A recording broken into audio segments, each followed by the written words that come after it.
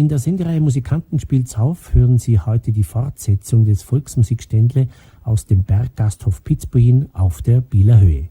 Aufgenommen am Samstag, am 26. September.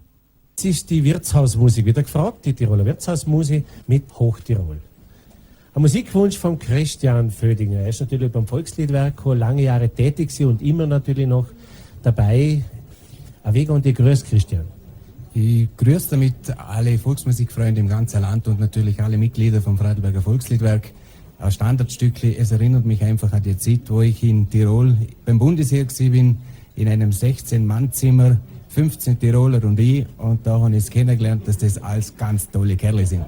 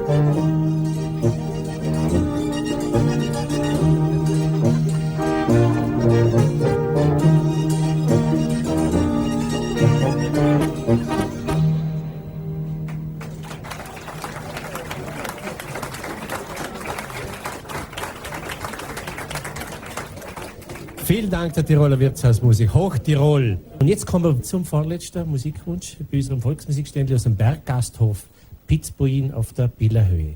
Der Wunsch kommt vom Helmut Lorenz, von wo? Von Lindau. An Ego und die Grüß. An meine Bergkameraden, die Lindauer. Und einmal an meinen Bergkamerad Werner aus Lorenz.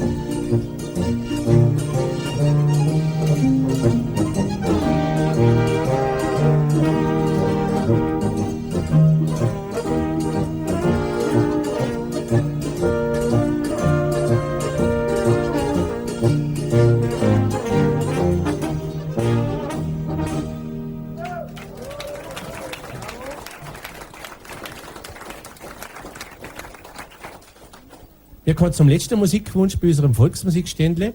Der Musikwunsch stammt vom Walter Beer. Und der Musikwunsch ist natürlich auch gleichzeitig unser Ausschmeißer. Der Oberländer Schützenmarsch hören wir vom Gustl. Ein Stückchen von ihm. Und ich bedanke mich recht herzlich beim Peter und der Birgit Oberschmidt vom Berggasthof Pitzbuin für die Einladung zum Volksmusikständle von Radio Vorarlberg. Und bedanke mich auch ganz herzlich bei der Musikgruppe. Ja, und möchte mich recht herzlich bedanken, dass der Chor in heute einen schönen Abend wünscht, euer Otto von Blau. Danke vielmals.